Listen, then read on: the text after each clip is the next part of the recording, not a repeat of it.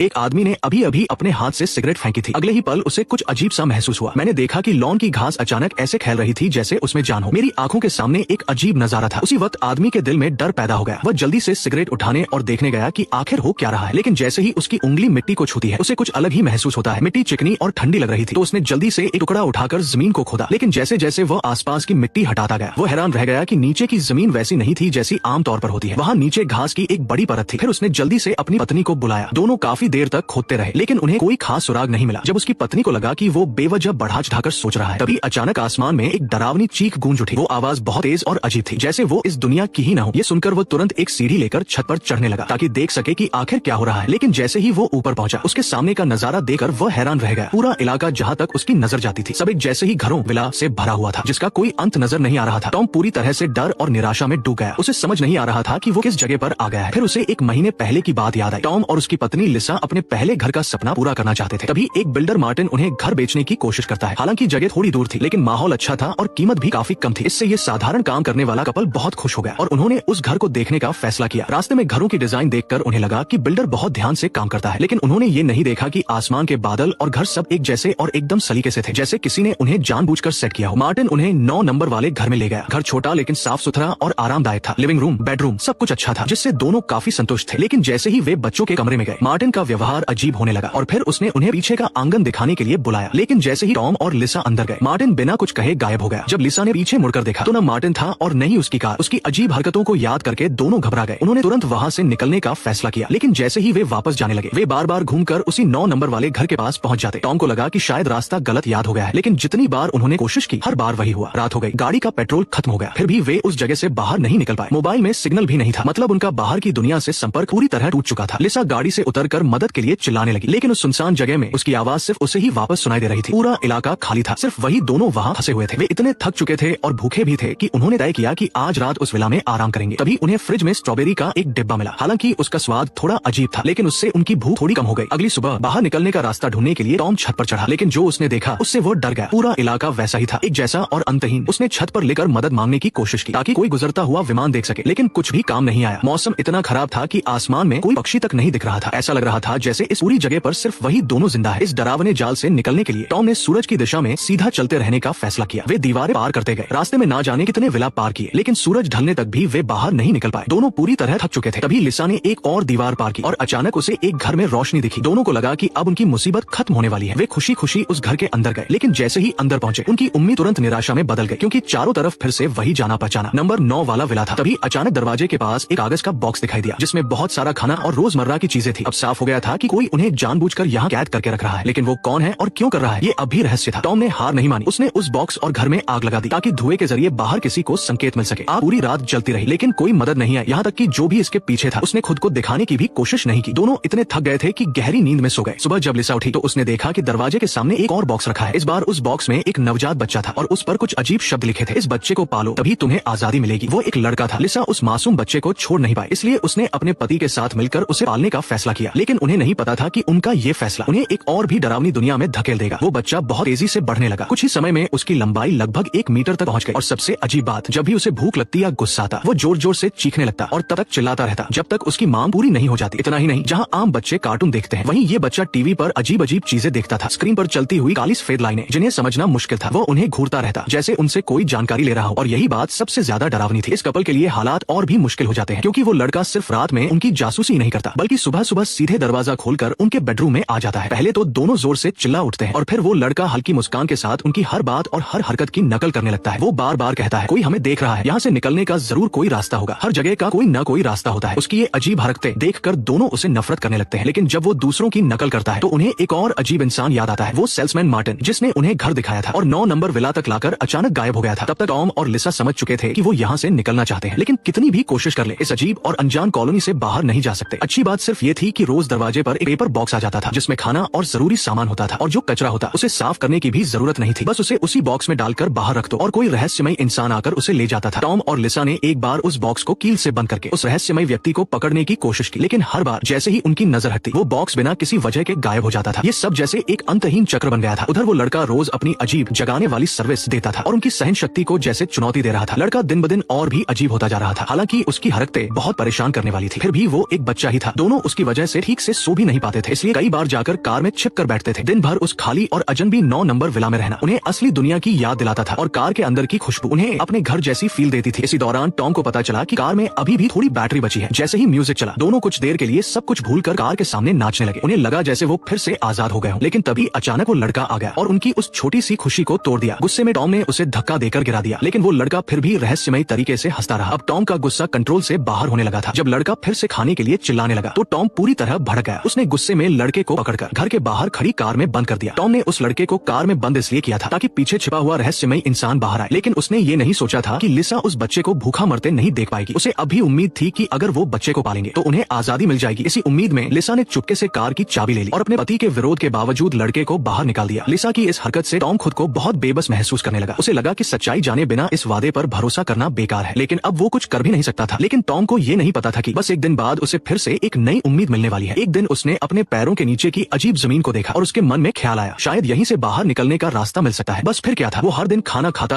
और बाकी समय गड्ढा खोदने में लगा देता। लेकिन आधा महीना बीत जाने के बाद भी उसे कुछ नहीं मिला। उल्टा ज्यादा मेहनत की वजह से वो कमजोर होता जा रहा था। फिर भी उसने हार नहीं मानी। उसे लगता था कि यही इस जगह से निकलने की आखिरी उम्मीद है। ज्यादा समय बचाने के लिए वो गड्ढे में ही अपनी जरूरतें पूरी करने लगा। उधर लिसा अकेले उस लड़के का ख्याल रख रही थी। एक सुबह अचानक वो लड़का गायब हो गया। लिसा ने टॉम से पूछा, लेकिन वो गड्ढा खोदने में इतना लगा हुआ था कि उसने ध्यान ही नहीं दिया। तब लिसा खुद ही उसे ढूंढने निकल पड़ी। वो पूरे दिन उस कॉलोनी में भटकती रही, लेकिन उसे कहीं कुछ नहीं मिला। जब वो हार मानने ही वाली थी, तभी अचानक वो लड़का खुद वापस आ गया। उसके साथ एक अजीब सी किताब भी थी जिसमें रहस्यमयी और मुश्किल शब्द लिखे थे और अजीब काले सफेद चित्र बने थे जो बिल्कुल टीवी पर दिखने वाली चीजों जैसे थे। लिसा को जानना था कि वो लड़का कहाँ गया था, लेकिन उसने कुछ भी नहीं बताया। अब लिसा ने एक अलग तरीका अपनाया। उसने टीवी बंद कर दिया और लड़के की नकल करने वाली आदत का इस्तेमाल किया। वो उसे धीरे धीरे समझाने लगी और जब भी वो उनकी सही नकल करता तो लिसा उसे ताली बजाकर प्रोत्साहित करती। जब लड़का थोड़ा आराम से हो गया तो लिसा ने उसे उस रहस्यमयी आदमी की नकल करने को कहा जिसने उसे वो किताब दी थी। लेकिन जैसे ही लड़के ने वो नकल की, एक बहुत ही डरावना नजारा सामने आया। उसकी आंखें पूरी सफेद हो गई, चेहरे पर अजीब सा भाव आ गया और उसकी गर्दन पर मांस के अजीब उभार दिखाई देने लगे। वो बिल्कुल इंसान जैसा नहीं लग रहा था। तभी वो बोला, क्या आप फिर से डर गई? माँ, लिसा चिल्लाई, मैं तुम्हारी माँ नहीं हूँ। पलक झपकते ही 3 महीने बीत गए। अब वो लड़का एक मजबूत जवान आदमी बन चुका था। लिसा अब भी उसकी देखभाल कर रही थी, लेकिन अब वो बहुत सतर्क रहती थी, जैसे कोई खतरनाक जानवर के साथ रह रहा हो। जब उन्हें ये यकीन हो गया कि वो इंसान नहीं है तो दोनों पति पत्नी हर दिन डर में जीने लगे। उन्हें हर वक्त ये डर सताता था कि कहीं वो लड़का एक दिन उन्हें मार न दे। लिसा को अब पछतावा होने लगा था कि उसने अपने पति को उसे खत्म करने से रोका था और टॉम लंबे समय की थकान और डर की वजह से धीरे धीरे टूटता जा रहा था। दोस्तों, आज की वीडियो में इतना ही।